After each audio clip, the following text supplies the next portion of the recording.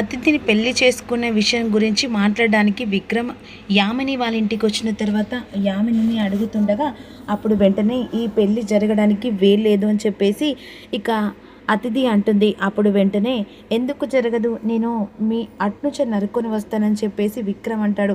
అయినా నేను పెళ్లి చేసుకొని నేను ఒక అబ్బాయిని ప్రేమించాను, ఆ అబ్బాయి ఎవరని చెప్పేసి విక్రమ్ అనేసరికి వెంటనే ఒకప్పుడు వాళ్ళ ఎంగేజ్మెంట్ జరగడం కోసం ఒక ఫోటో కట్టించుకుంటుంది కదా, ఆ ఫోటో చూపించేసరికి విక్రమ్ ఒక్కసారిగా గౌతమ్ ఫోటో చూసి షాక్ అయిపోతాడు. ఇతని పేరు గౌతమ్ కదా అనేసరికి ఆల్రెడీ నీకు గౌతమ్ తెలుసు అనేసరికి ఆ రోజు మా తమ్మునికి ఇక ట్రీట్మెంట్ కోసం అని చెప్పేసి గౌతమ్ని తీసుకొచ్చి అతనే మా తమ్ముడికి ట్రీట్మెంట్ చేశారు.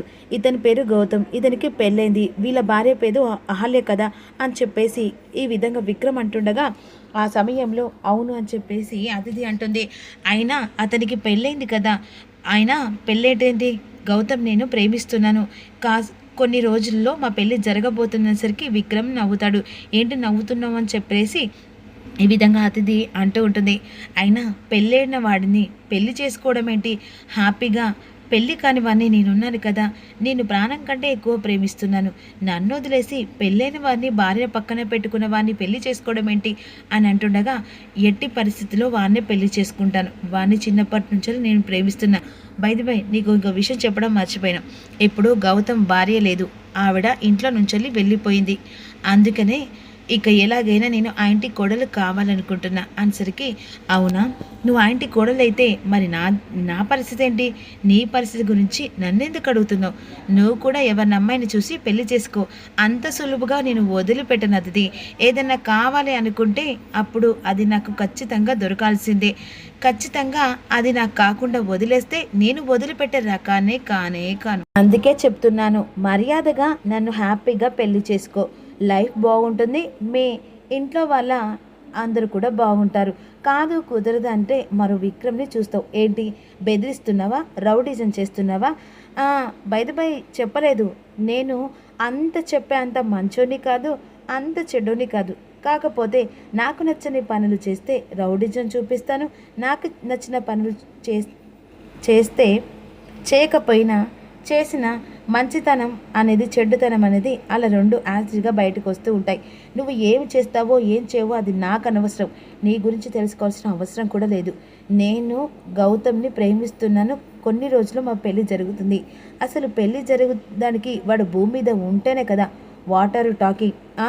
నిజమే చెప్తున్నా, నాకు దక్కని వస్తువు మరీ వేరే వాళ్ళకు దక్కడానికి కూడా వీలేదు, వాణ్ణి నీ మెల్లో 3 ముళ్ళు వేయక ముందే వాణ్ణి చంపేస్తానని వార్నింగ్ ఇచ్చి వెళ్ళిపోతాడు.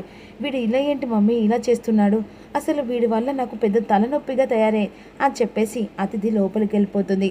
మరోవైపు బెనర్జీ ఇక అహల్య గురించి తెలుసుకుంటాడు, అంటే బాక్స్ గురించి.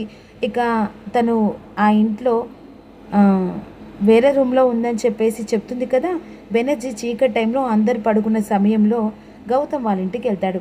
స్టోర్ రూమ్లో ఉందని చెప్పేసి అహల్య చెప్పిన మాటకు వెంటనే స్టోర్ రూమ్ గదిలోకి వెళ్ళి లాక్ తీద్దామని చెప్పేసి ప్రయత్నం చేస్తుండగా బాబు ఏడుస్తుండగా వెంటనే బయటికి తీసుకొచ్చి బాబును ఊరుకోపెడుతూ ఉంటాడు. స్టోర్ రూమ్ లాక్ ఓపెన్ చేసినట్టుగా కనిపిస్తుంది. వెంటనే బాబును పడుకోపెట్టి స్టోర్ రూమ్ లాక్ దగ్గరికి వెళ్ళేసరికి అందులో బెనర్జీ ఇక్కడ బాక్స్ కోసం వెనుకలాడుతుండగా ఎవర్రా నువ్వు అనేసరికి అందరు ఇంట్లో వాళ్ళందరూ లేస్తారు. వెంటనే రౌడీ మూతిగున్న మార్క్స్ని తీయబోతుండగా వాళ్ళని తోసేసి వెంటనే ఇక బెనర్జీ బయటికి తప్పించుకొని వస్తాడు. ఆ సమయంలో అహల్య కూరగాయలకని చెప్పేసి బయటికి వెళ్తుంది. అలా వెళ్తున్న అహల్య వెంటనే ఆ రూమ్లో నుంచి బయటకు వస్తూ ఉంటాడు బెనర్జీ. వాని ముసుగు వెనకాల వెంటనే చూసి ఎవర్రా నువ్వు ఆగరా అని చెప్పేసేసరికి బెనర్జీ అక్కడే ఆగిపోతాడు. కానీ ముసుగు వెనకాల బెనర్జీ అని చెప్పేసి అహల్య మాత్రము తెలియదు. ఇటు తిరుగురా అని చెప్పేసి అంటుండగా ఏ మాత్రం కూడా మాట బయటికి రెప్పకుండా అలాగే స్ట్రచ్ అయి ఉంటాడు. ఎందుకు ఈ టైంలో మార్క్స్ పెట్టుకొని తిరుగుతున్నావు అని చెప్పేసి ఇక అలా వెళ్తున్న బెనర్జీని చేపట్టుకొని లాగేస్తుంది అహల్య. వెంటనే అహల్యని తోసేసరికి అహల్య బెనర్జీని చూస్తుంది. అది నువ్వే కదా నన్ను రోజుకి ఫోన్ చేసి టార్చర్ పెట్టి ఆ బాక్స్ గురించి, ఇందిరాగారి బాక్స్ గురించి అడుగుతున్నావు, మొహం చూపించని చెప్పేసి వాడి మీద కలగపడి తన మొహం వెనుకాల ఉన్న ఫేస్ను చూద్దామని ఇక ఆ మార్క్స్ను తీయబోతుండగా వెంటనే అహల్యను తోసేసరికి మరోవైపు గౌతమ్ వాడి గురించి ఎంక్వైరీ కోసం అని చెప్పేసి రోడ్డు దగ్గరికి వస్తాడు. ఇక వెంటనే అదే సమయానికి గౌతమ్ ఇక బెనర్జీ కోసమని అలా అటు ఇటు చూస్తుండగా ఈలోపు అహల్యను తోసేసరికి ఒక బండ దగ్గర పడిపోతుంది.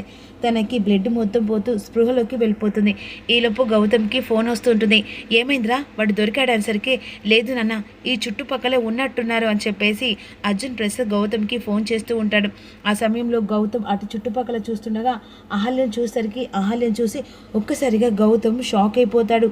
ఇదేంటి అని చెప్పేసి వెంటనే అహల్య దగ్గరికి వెళ్ళి చూసరికి అహల్య రక్తపు మడుములో చూసి ఇక ఏం జరిగిందని చెప్పేసి భయపడి వెంటనే అహల్యను ఎత్తుకొని హాస్పిటల్ దగ్గరికి తీసుకెళ్తాడు.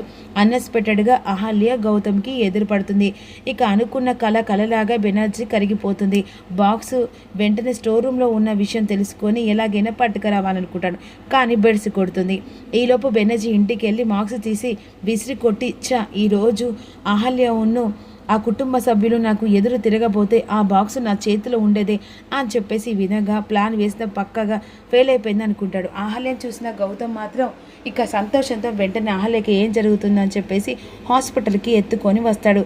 ఈలోపు ఇంటి దగ్గర ఉన్న వాళ్ళు, అసలు వీడేంటి అటే వెళ్ళాడు, ఇంకా రావట్లేదు ఏంటి నాన్న అని చెప్పేసి అవంతిక అంటుంది. ఆ సమయంలో వెంటనే ఇంట్లో వాళ్ళందరూ హాల్లో కూర్చుంటారు. ఇక భానుమతి, వీడు అటే వెళ్ళాడు, ఒకసారి ఫోన్ చేయడానికి అర్జున్ ప్రసాద్ ఫోన్ చేస్తుండగా ఫోన్ లిఫ్ట్ చేయడు. కారు వేగంగా వెంటనే డ్రైవింగ్ చేసుకుంటూ ఇక అహల్యను హాస్పిటల్ దగ్గరికి తీసుకెళ్తాడు. హాస్పిటల్లో ట్రీట్మెంట్ జరుగుతుండగా ఈలోపు అహల్య జరిగిన విషయాన్ని గుర్తు చేసుకుంటూ ఒక్కసారి ఉలిక్కి పడి కూర్చుంటుంది.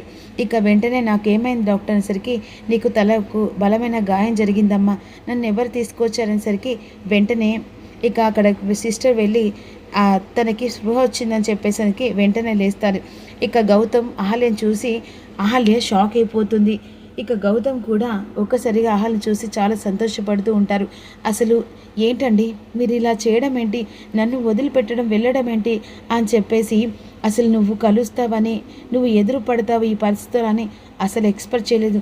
ఆ రక్తపు మడలను చూసేసరికి నా గుండెలు పగిలిపోయా అహల్య. అసలు నా దగ్గర నుంచి, బాబు దగ్గర నుంచి నువ్వు దూరంగా ఎందుకు వెళ్ళావని నిలదీస్తుండగా, సార్ తనను ఎప్పుడు స్ట్రెయిన్లో ఉంది సార్, మీరు అలా ఇబ్బంది పెట్టి మళ్ళీ తనకి తలనొప్పి వచ్చేలా బాగా బలమైన గాయం తగిలింది అని చెప్పేసి వెంటనే మత్తు ఇంజెక్షన్ ఇచ్చేసరికి గౌతమ్తో మాట్లాడలేకపోతుంది.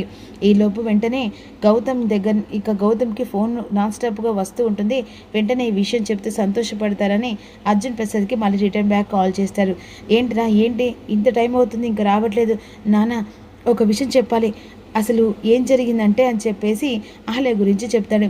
అంటే అహల్య నీకు, అవునన్నా, అహల్య ఇక రక్తపు మడుముల్లో అక్కడ పడుంది నాన్న, ఇప్పుడు అహల్య నాకు దొరికింది, హాస్పిటల్లో ట్రీట్మెంట్ జరుగుతుందని చెప్పేసి అనేసరికి వెంటనే కాల్ కట్ చేసిన తర్వాత ఇక వెళ్దామనేసరికి, ఎక్కడికండి, గౌతమ్కి ఏదైనా జరిగిందా అని చెప్పేసి ఇక సుభద్ర అంటుంది. లేదు, ఇక అహల్య దొరికిందట, రక్తపు మడుముల్లో అక్కడ దొరికిందట, హాస్పిటల్లో ట్రీట్మెంట్ జరుగుతుందట, వాడు ఇందాక ఫోన్ చేసి చెప్పేసరికి ఇక భానుమతి గుండెలు పగిలిపోతాయి. మరి ఏం జరుగుతుంది రివ్యూలు అనేది తెలుసుకుందాం. డోంట్ మిస్ యూ, చిన్న లైక్ చేయండి.